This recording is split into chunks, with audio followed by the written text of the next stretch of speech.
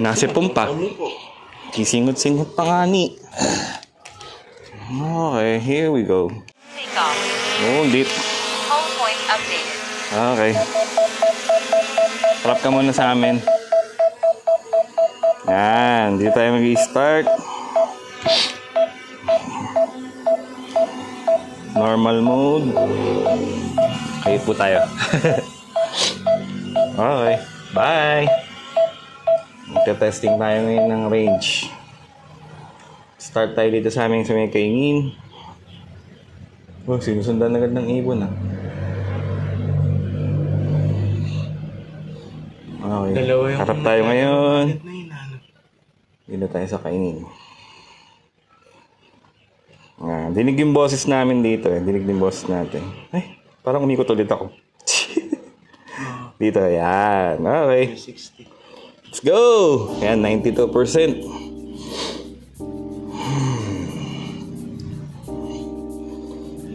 Pasyal-pasyal lang muna tayo.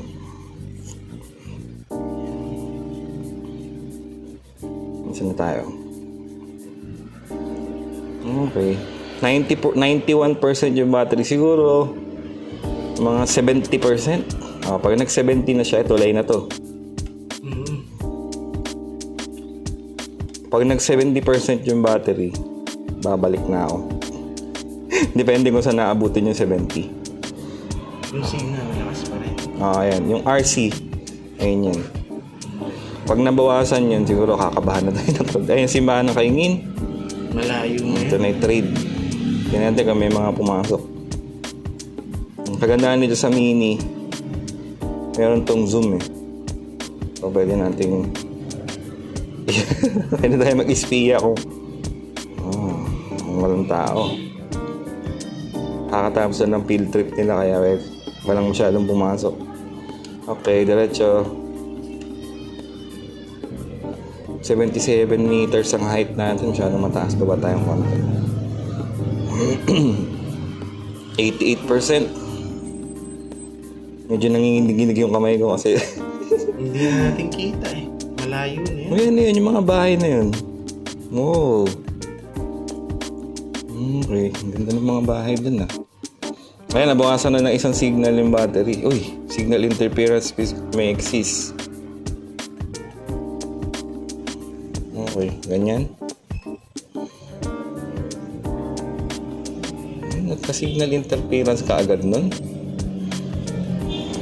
Ngayon kung okay na. Okay, diretso tayo. Dito na tayo sa may hulo. Uy, signal interference pa rin. Siguro kailangan ko tumaas.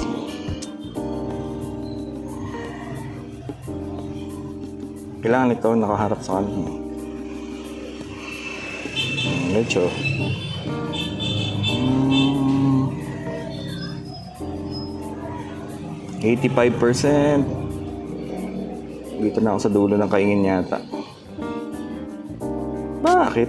Siguro kasi masyado ako mababa. Ayan. Isang signal interference pa, uwi na ako. Kinakabahan na ako eh. Meron ba? Parang napuno ulit eh. Puno siya pero nagwa-warning. Hindi ko alam kung ba't nagwa-warning. Siguro dahil may cell site kasi dito. Parang may nadaanan akong antena kanina. Yun oh. Hindi kaya. Pero diretso lang. Go, go. 84%. Dito na ako sa may dulo ng kaingin. Yun o, medyo dinadaga. Ano na, bali 1,500 meters, so 1.5 kilometers na yung layo ng drone. Yan na, signal interference. Ayoko na. Yan na, naglalag na siya. Balik mo tayo. 83%. Hindi ko alam kung saan ako nakarating. Hindi ko mamukhaan yung lugar eh, kung nasaan. Dulo na kainin ngayon kasi yung... Weak signal, adjust antennas. Okay. Balik tayo, balik. Uwi.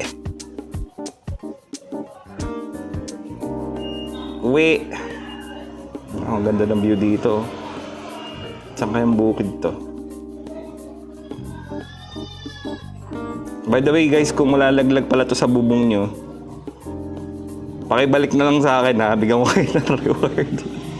Maganda pala dito tayo dumaan sa may bahayan para kung malaglag, hindi naman siya sa ano malalaglag, sa ilog.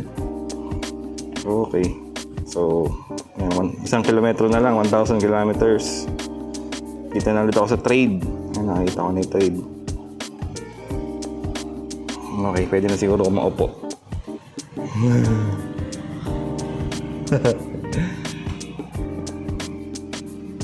Ay! Hindi naka-record. Pero nag-i-screen recording siya. Gagi. Pero ito yung totoong view niyan, guys. Yan. Makikita nyo ngayon yung record ng drone. Ganyan siya kalinaw pagka... Yung kanina kasing video na yun ay ano lang yun. Screen recording. Yun yung nakikita ko dito sa may remote control. Diba? Sana ako? 500 meters na lang. Yun yung bypass, oh. Tanga-tanga naman, di ni-record. 78% pa rin yung battery. Ano kasi ito yung bagong battery niya siya, Battery Plus. Bali, 52 minutes ang flight time niya. Pero syempre, hindi mo naman marireach yung 52 minutes na yan. Sana siya? Tanaw ko na ngayon yan. Ayun na! Nakita ko na siya. May isang gatuldok na umilipad. Medyo dinaga ako dun ah. Nagkakaroon siya ng interference, di ko alam kung bakit. Pero anyway, ito na siya ulit. 42. Na, welcome home. Upya. Tama nga pa sa bubong. Ayaw niya lumapit kasi may pader eh. Kailangan niya naman sa sport mode. Optical sensing unavailable. Pilot caution.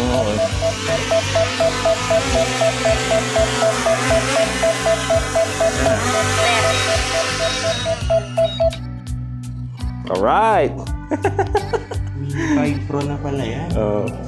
Medyo kinabahan tayo dun. Pero din yung hindi ko makita siya. Nawawala na ka rin. Yun lang. Bye guys! Thanks for watching.